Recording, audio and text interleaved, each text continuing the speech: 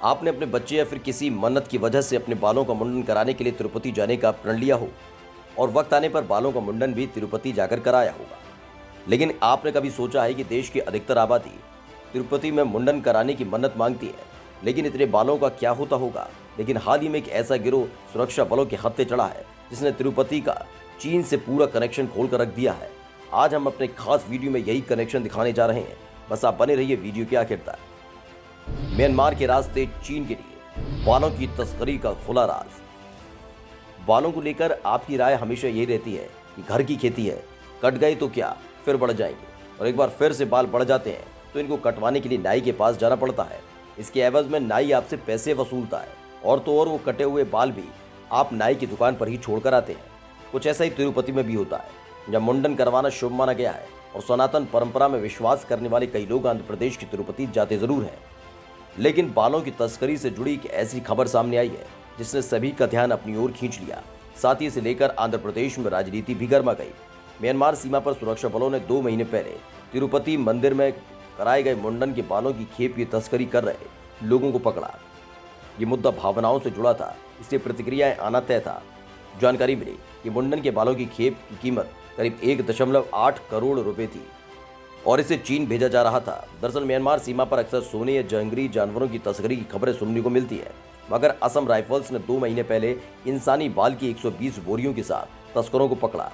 20 मार्च को असम राइफल्स ने इसके बारे में जानकारी दी। लेकिन अगर आप इन बालों के जरिए चीन के फायदे को सुनेंगे तो आपके होश उड़ जाएंगे। चीन में है विग की मंडी।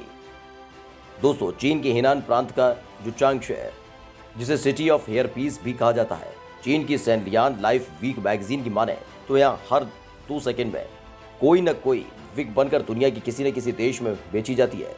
आप अंदाजा लगा सकते हैं कि विग बनाने का इतना बड़ा कारोबार चीन में चल रहा है। दुनिया के सबसे ज़्यादा विग इसी चीनी शहर में बनते हैं। बताया जाता है कि यहाँ 100 साल से भी ज़्यादा समय से विग बनाने का कारोबार चल रहा है। एक अनुमान के मुताबिक 2017 में 240 कंपनियां और 3 लाख से ज़्यादा लोग इस कारोबार में शामिल थे।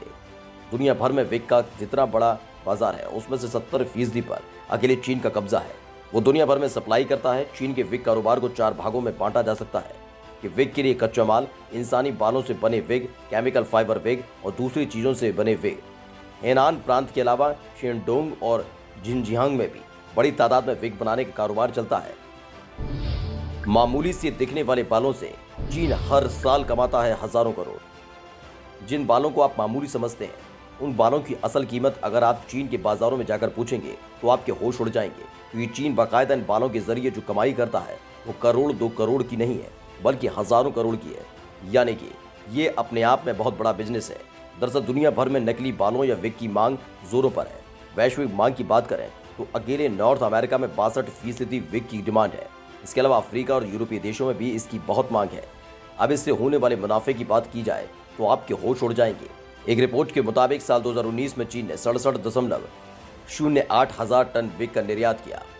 बाजार में इसकी कीमत के बारे में बात करें तो चीन ने $3.59 बिलियन यानी करीब 26.7 हजार करोड़ रुपए का निर्यात किया। कोरोना वायरस की वजह से निर्यात जरूर कम हुआ, लेकिन विग की कीमत बढ़ा दी गई।